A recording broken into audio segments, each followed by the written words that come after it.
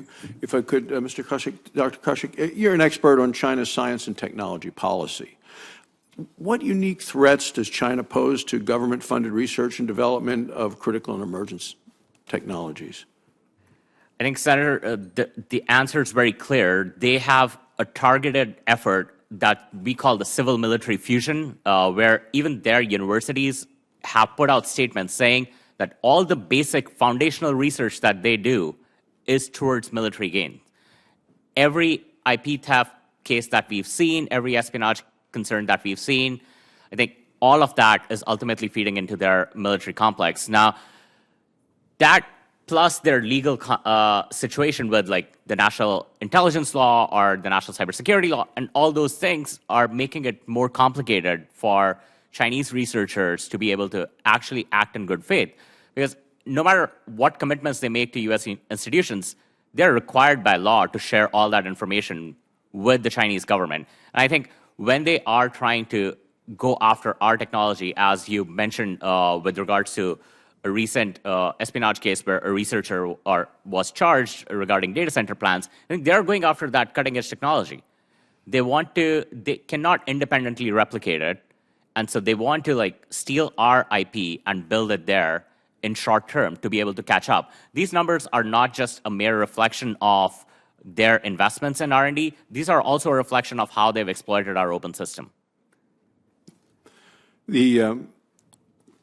Ms. Fu, he talked about the targeted researcher for military activities, and if you follow the long history of Chairman Mao, his efforts when he was on Stalin's payroll was to try to get the nuclear weapons, and they fast-forwarded technology to him. When Stalin was attacked during World War II, his goal was to try to work with the United States to get, when the nuclear weapons then became forth, when he thought that Stalin was at risk. I mean, all of the issues have been a militarization of China. So, in 2020, the Hoover Institute released a 169-page report. I know you're familiar with it. It's titled Global Engagement, Rethinking Risk in the Research Enterprise.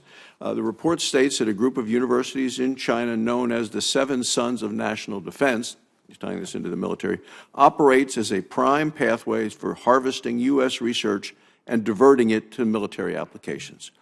Can you please explain why the department still collaborates with researchers at the Seven Sons of National Defense? So I'll say research security is an issue that I have long thought about, and the department has been extremely focused on since the Manhattan Project. I personally worked on research security policy in the last administration at the Office of Science and Technology Policy. So this is an area that is critically important for our continued national competitiveness. DOE, as a government agency, we do not have any bilateral ongoing cooperation with Seven Sons institutions. We are aware and very clear-eyed about the risks of China's military-civil fusion policies, and that's why we have a managed research environment within the fence lines at the DOE National Labs when it comes to our science and technology risk matrix, the foreign national access screenings that we do, as well as our ban on foreign government-sponsored talent recruitment plan participation. So Dr. Kaushik, you mentioned the Seven Sons of National Defense in your testimony. What's your opinion? Should the department just cut all ties along these lines, or is there further? Certainly. I think no researcher being funded by any taxpayer dollars should be collaborating with any researcher at Seven Sons of National Defense.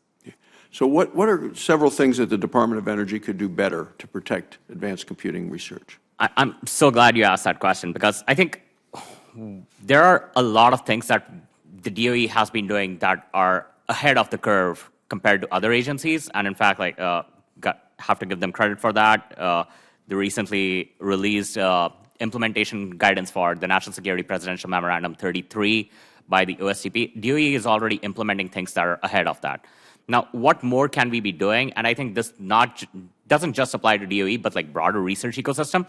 I think we need to increase transparency here, right? We must be more forthright with the researchers about the concrete risks to our national security.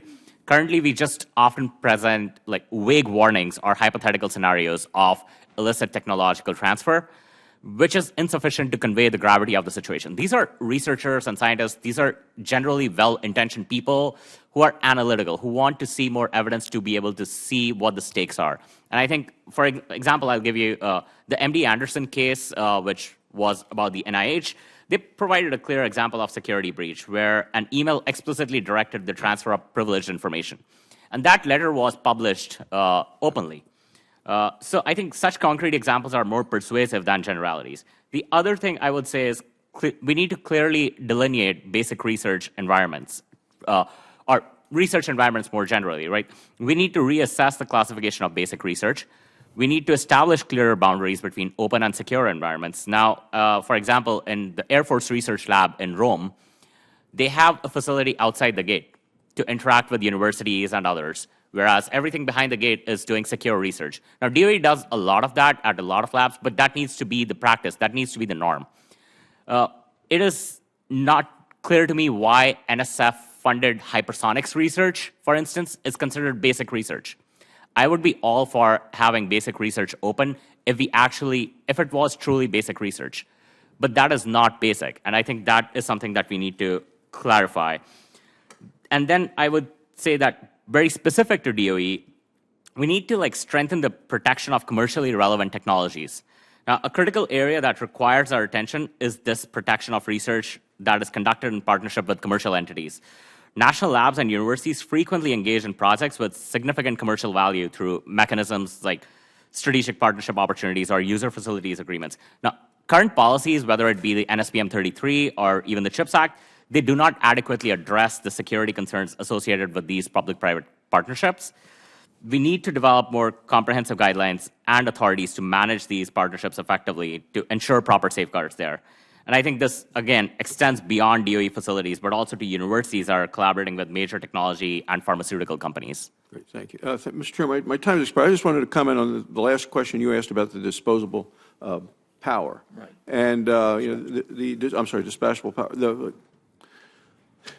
The magazine The Economist says that since the Paris Climate Accord has taken down, the U.S. has taken out about 150 gigawatts of coal-related power. China and India, 250 more gigawatts on. Why do they need it? Because of the technology, the AI, all of those things. New York Times says 5 years from now, the amount of energy that we're going to need in this country is equal to adding an entire new California to the grid. Why? Because of this very reason. So we seem to be woefully behind in our ability to produce the power that we're going to need and are taking down right now power that can be used and needed because of the attacks from the environmental communities. But we need to be very clear-eyed about what's happening globally and what China is trying to do in terms of trying to become the military, the economic, and the technological superpower of the world. So thank you, Mr. Chairman. Thank you.